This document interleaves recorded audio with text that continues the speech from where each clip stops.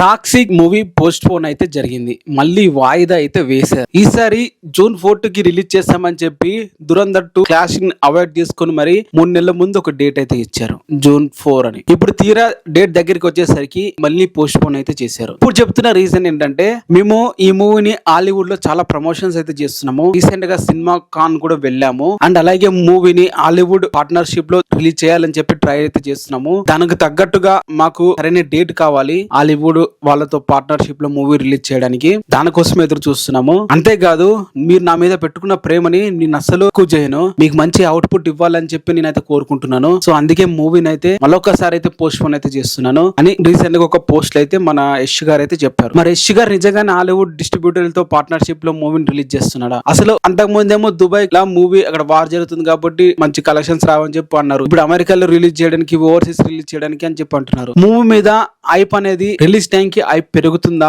తగ్గుతుందా అని చెప్పి చాలా మంది అనుకున్నారు. ఇలాంటి పోస్ట్ పోన్లు రావడంతో మూవీకి డెఫినెట్ గా హైప్ అనేది తగ్గిస్తుంది. ఎందుకంటే రీసెంట్ గా ఒక సాంగ్ రిలీజ్ చేశారు, ఆ సాంగ్ వెంటనే మళ్ళీ తీసేశారు కూడా. పెద్దగా ఊపు అయితే లేదు. యష్ పెద్దగా ఊహించుకుంటున్నాడు తన గురించి KGF 2 వల్ల. బట్ తను ఎంత తొందరగా స్క్రీన్ మీదకి వచ్చి జనాల్ని ఆకట్టుకుంటే అంత మంచిది. ఎందుకంటే తనని మర్చిపోయే అవకాశాలు కూడా ఎక్కువగా అయితే ఉన్నాయి. ఒక్క KGF 2 ఇంకెన్ని రోజులు తన కెరియర్ ఇంకా నడిపిస్తూ ఉంటాడు. మూవీ రిలీజ్ ఇంకా చాలా ఇయర్స్ అయితే అయింది. ఇప్పటికి ఇంకా నెక్స్ట్ మూవీ రిలీజ్ చేయట్లేదు. అంత ప్రెషర్ అయితే ఉన్నాడు యష్.